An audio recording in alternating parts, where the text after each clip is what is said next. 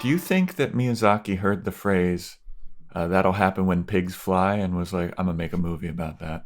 I was curious about that too. What if that was the prompt for the Yeah. 45-minute film? He was like, what if And then he just got pigs carried flew? away.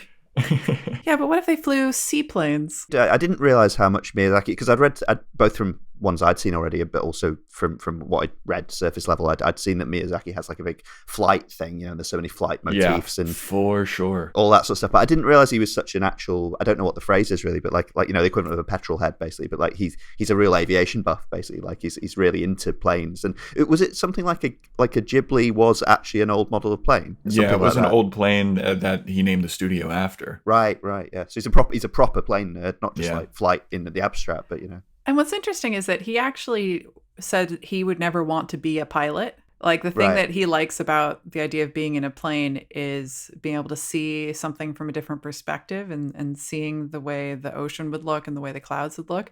But beyond that, he doesn't have much interest in it. But he likes drawing tanks and likes drawing like airplanes. It kind of sounds like a little boy's fascination with airplanes. Like they don't actually want to like learn the mechanics behind it, but they just like how it looks because it's cool. Yeah, fire engines are cool. They go wheel.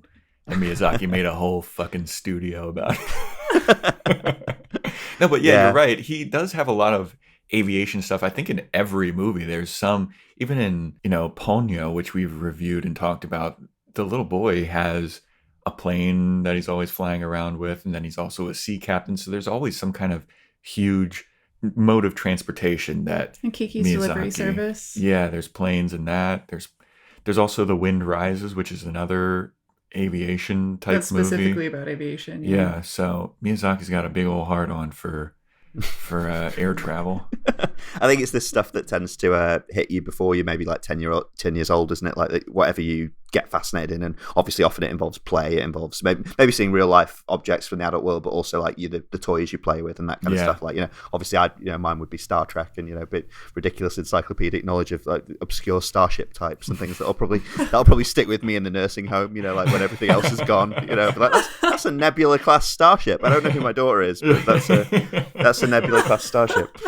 If ever I saw one. But it's interesting that, isn't it? Because you do hold on to these kind of, I mean, as any creative person or people in general, but you do hold on to these sort of fetish objects from your childhood, don't you? And you kind of, if you're an animator, you tend to bring them to life, to sort of reify them and play out these fantasies. And it's quite a childish thing being a creator, really, isn't it?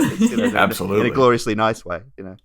I think that the mecha that comes into aviation and machinery is kind of like the real superhero, like that actually exists, and it can fight and shoot and has amazing armor, can fly through the sky, can run trees over in its path and be this kind of juggernaut. So it kind of makes sense that kids would have a fascination with something that is actually attainable, that would make them feel like a superhero in these little ways.